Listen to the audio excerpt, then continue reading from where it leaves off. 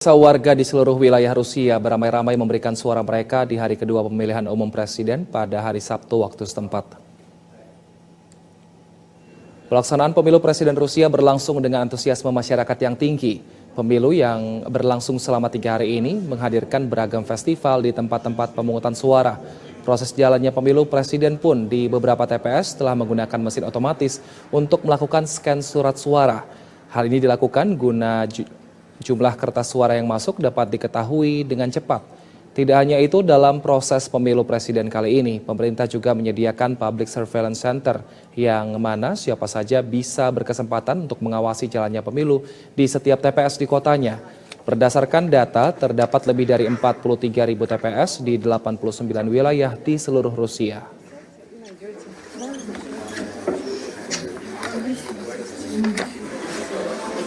Dan untuk mengetahui bagaimana proses pemilu presiden yang dilaksanakan di Rusia, kita sudah terhubung dengan Devi Rahmawati selaku pengamat ahli independen. Selamat sore waktu Indonesia, Mbak Devi.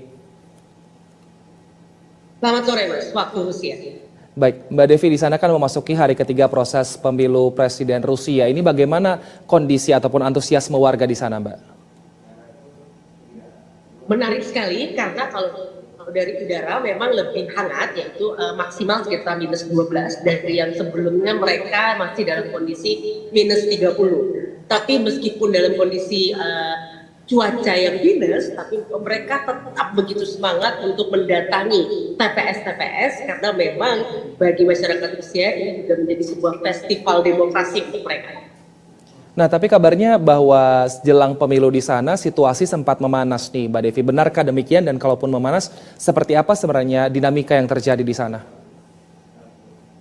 Saya rasa bicara memanas atau tidak itu satu hal yang sangat alamiah terjadi di manapun. Kita Indonesia juga punya pengalaman yang sama. Tapi secara umum vibe atau atmosfernya sangat baik, dan justru yang saya bisa rasakan ada banyak oleh-oleh yang baik yang mudah-mudahan bisa diadopsi juga di Indonesia.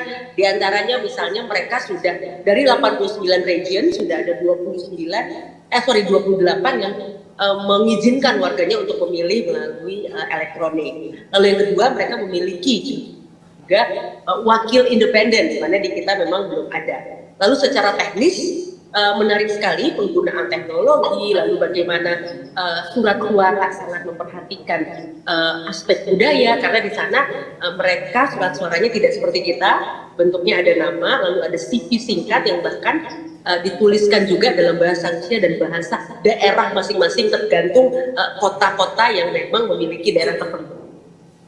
Baik, artinya saat ini pemilu lebih memudahkan karena akhirnya mengadopsi budaya lokal ya, Mbak. Nah, tapi kalau untuk membedakan pemilu presiden Rusia kali ini dengan yang sebelum-sebelumnya seperti apa, Mbak Devi? Justru sepengetahuan kami karena berdialog dengan tim di sana, memang justru terjadi peningkatan terkait misalnya penggunaan elektronik, mobile dan sebagainya. Mereka terus memperbaiki fasilitas yang sebelumnya mungkin belum tersedia di seluruh Rusia. Nah, ini menjadi menarik bagaimana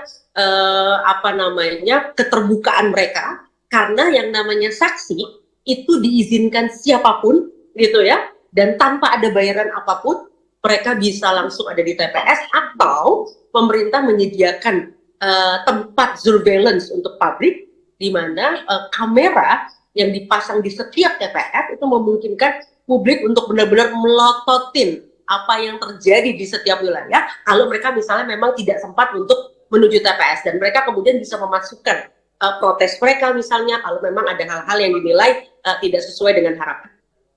Nah, tadi kan ada sejumlah keterbukaan yang sudah dilakukan oleh KPU Rusia, dan juga ada teknologi-teknologi juga yang dicampurkan di sana. Nah, ini apakah mempengaruhi juga tingkat partisipasi warga Rusia untuk memilih dalam pemilu kali ini? Kalau berdasarkan fakta tentu kita harus menunggu sampai akhir ya, tapi menurut prediksi memang voters turnout-nya itu cukup tinggi.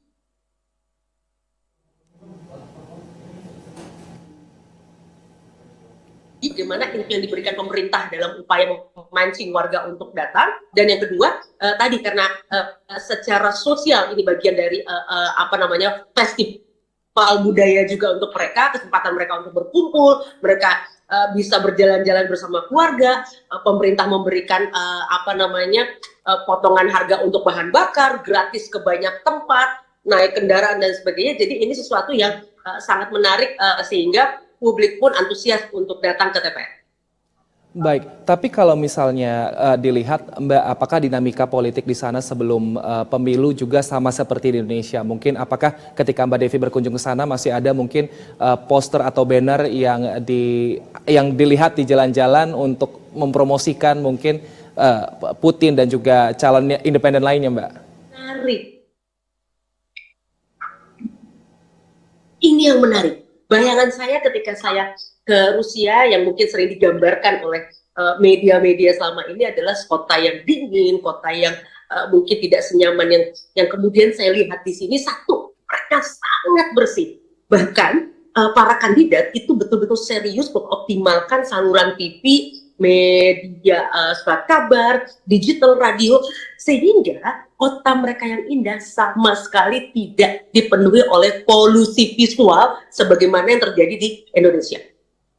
Nah, artinya ini bisa diadopsi juga Mbak Eti di Indonesia mungkin untuk pemilu-pemilu mendatang ya Mbak, terutama mungkin pemilu kepala daerah yang akan kita laksanakan nanti di akhir tahun ini. Nah, tapi selain itu mungkin, apa kira-kira yang juga bisa diadopsi dari pemilu Rusia yang bisa diterapkan di pemilu di Indonesia, Mbak Devi?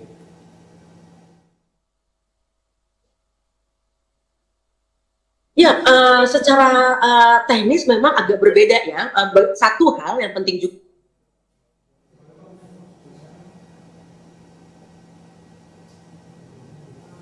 pakai tindak tidak ada. Kenapa? Karena setiap orang yang datang itu pasti sudah terdata dengan baik mereka ada di mana. Kalau ternyata misalnya pada masa pemilu yang 3 hari itu mereka tidak bisa ada di tempat di mana mereka seharusnya memilih,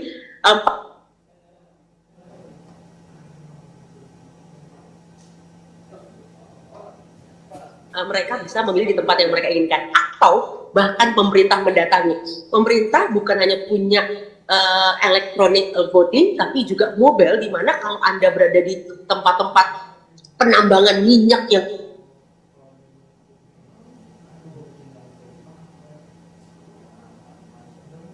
ada 4 orang, ada polisi, ada observer independen, sama 2 dari KPU mereka. Nah itu pencatatannya, database-nya sudah berlangsung dengan baik. Yang ini yang menurut hemat saya penting, sehingga tidak perlu ada tinta, kita tidak perlu ada takut.